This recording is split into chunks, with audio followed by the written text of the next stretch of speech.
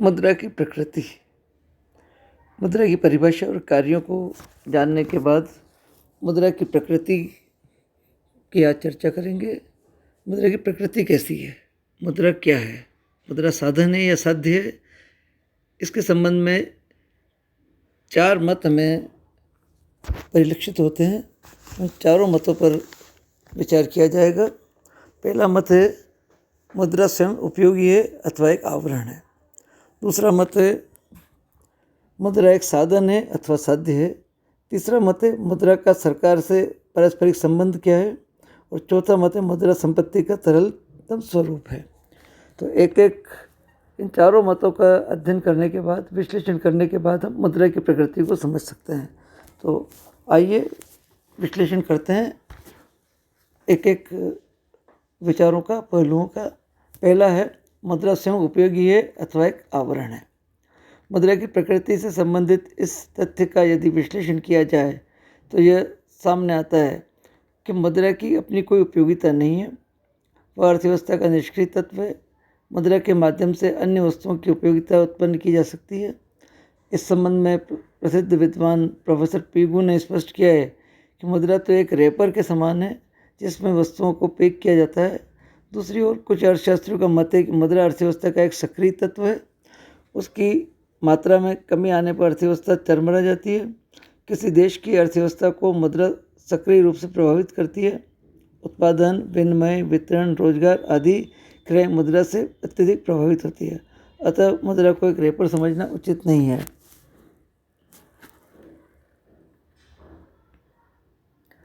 इस संबंध में मुद्रा के साधन और साध्य के संबंध में मुद्रा के तीन विचार हमें दिखाई देते हैं। जैसे मुद्रा एक रैपर है जिसमें सामान बंद कर आपके पास आता है। दूसरा विचार, मुद्रा आर्थिक जीवन के बारे में के चारों ओर लिपटा हुआ एक वस्त्र है। तीसरा विचार आता है मुद्रा एक आवरण अथवा नकाब है जिसके पीछे आर्थिक शक्तियों का कार्य छिपा हुआ है। इन तीनों कथनों के आधार पर यह कहा जा सकता है कि मुद्रा कोई अर्थव्यवस्था का सक्रिय तत्व नहीं है। उसके अनुसार मुद्रा एक रैपर है और मुद्रा की संज्ञा आर्थिक जीवन के चारों ओर लिपटे हुए वस्त्र से की जा सकती है। ऐसे इसके अतिरिक्त प्रोफेसर पीगू ने मुद्रा को केवल आवरण माना है जिसके पीछे वास्तविक आर्थिक शक्तियाँ कार्यशील रहती है। केवल पीगू ने ही नहीं, कुछ अन्य अर्थशास्त्रियों ने भी इन विचारों का समर्थन किया है। इस प्रकार प्रतिष्ठित अर्थशास्त्रियों ने अपने विचारों में मुद्रा को कोई महत्वपूर्ण स्थान प्रदान नहीं किया था। उनके अनुसार समस्त आर्थिक क्रियाएँ मुद्रा रूपी आवरण के पीछे क्रियाशील रहती है। मुद्रा केवल विनिमय माध्यम के रूप में कार्य करती है। अर्थात जब वस्तुओं का क्रय विक्रय होता है मुद्रा का प्रयोग किया जाता है और भुगतान किए जाने के बाद उसका कार्य समाप्त हो जाता है। प्रतिष्ठित अर्थशास्त्रियों के ये विचार मुद्रा केवल विनिमय माध्यम के रूप में ही कार्य करती है और आर्थिक क्रियाओं को प्रभावित नहीं करती। ये विचार बहुत ही संकुचित है, संकीर्ण है। अगर वास्तव में देखा जाए तो मुद्रा आर्थिक क्रियाओं का मुद्रा से विशेष संबंध है। आर्थिक क्रियाओं को प्रभावित करने में मुद्रा की महत्वपूर्ण भूमिका रहती है और मुद्रा से ही समस्त आर्थिक क्रियाएँ संपन्न होती है। उदाहरण के लिए जब एक देश में मुद्रा का निर्गमन अधिक तेज किया जाता है तो अर्थव्यवस्था पर उसका विशेष प्रभाव पड़ता है। आर्थिक क्रियाओं में अधिक तेजी से वृद्धि होती है। इसके विपरीत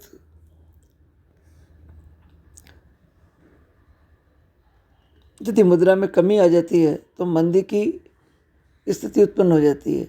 इस प्रकार देश की अर्थव्यवस्था को मुद्रा सक्रिय रूप से प्रभावित करती है।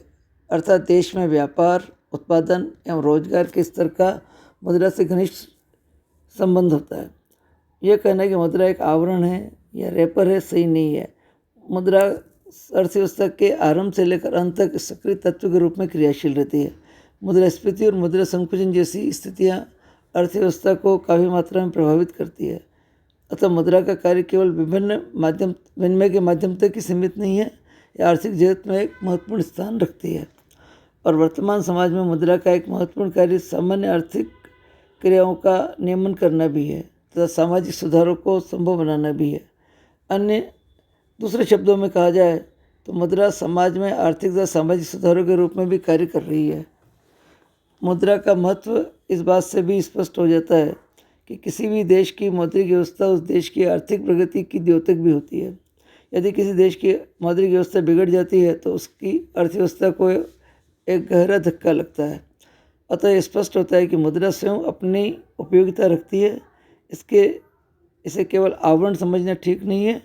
स्पष्ट है कि मुद्रा अर्थव्यवस्था का एक सक्रिय एवं उपयोगी तत्व है, न कि आवरण है। दूसरा विचारधारा है, दूसरा पहलू है मुद्रा एक साधन है अथवा साध्य है।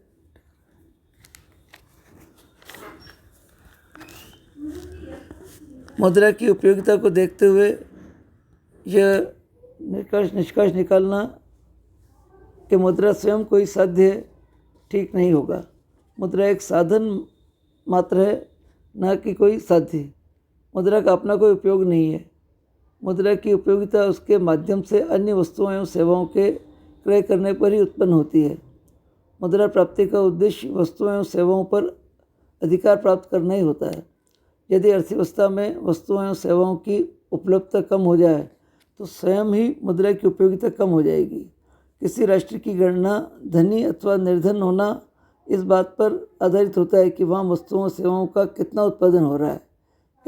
इस बात का कोई महत्व नहीं होता कि उस देश में उस प्रचलित मुद्रा की मात्रा कितनी है। अर्थात कोई देश मुद्रा की मात्रा बढ़ाकर देश की गरीबी को दूर नहीं कर सकता है।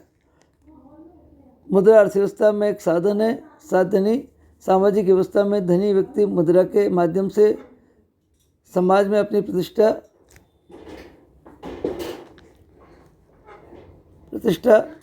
प्राप्त कर सकता है। अतः मुद्रा एक प्रतिष्ठा प्राप्ति का साधन है। इस प्रकार जब मुद्रा साधन के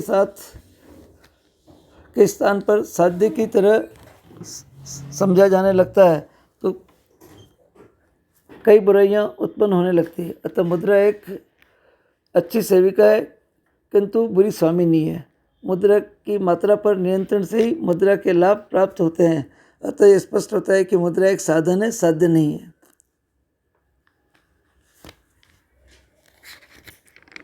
तीसरी विचारधारा मुद्रा के संबंध में, मुद्रा का सरकार से पारस्परिक संबंध क्या है। कि मुद्रा और सरकार के बिना कार्य संभव नहीं हो पाता है। यानी सरकार ही मुद्रा का नियंत्रक है। अतः स्पष्ट है कि कोई वस्तु मुद्रा तभी बनती है जब सरकार द्वारा उसे घोषित किया जाता है। मुद्रा का जब आरंभ हुआ था उस समय मुद्रा सरकार द्वारा घोषित नहीं की जाती थी। इसका कारण यह था कि न तो मुद्रा प्रसार का भय था और न ही उसके कारण मूल्यों में उतार चढ़ाव होते थे। परंतु आधुनिक समय में मुद्रा की व्यवस्था सरकार द्वारा अथवा सरकार की ओर से केंद्रीय बैंक द्वारा की जाती है। मुद्रा का प्रकाशन सरकार के आदेशानुसार केंद्रीय बैंक को करना होता है। सरकार के घाटे के बजट की पूर्ति केंद्रीय बैंक को करनी पड़ती है। साख व्यवस्था भी केंद्रीय बैंक को कुछ विशेष उद्देश्यों की पूर्ति के लिए करनी पड़ती है। इस प्रकार आधुनिक समय में मुद्रा एवं साख के कारण अर्थव्यवस्था में अनेक समस्याएं उत्पन्न हो जाती है। मुद्रा प्रसार एवं मुद्रा संकुचन जैसी समस्याएं मुद्रा से ही जुड़ी हुई है। अतः सरकार का विशेष दायित्व है कि वह मुद्रा की अच्छी व्यवस्था बनाए रखे। यह तभी संभव है जब सरकार उस पर पूर्ण नियंत्रण रखती है। इसलिए सरकार द्वारा मुद्रा एवं साख व्यवस्था में हस्तक्षेप करना आवश्यक है। निम्नलिखित आवश्यक है। मुद्रा व्यवस्था में सरकार का हस्तक्षेप जरूरी हो जाता है। उसके कई कारण हैं, जैसे मूल्यों में स्थायित्व लाने के लिए। नहीं तो मुद्रा की मात्रा के बढ़ने और घटने से मूल्यों में अस्थिरता आ जाती है।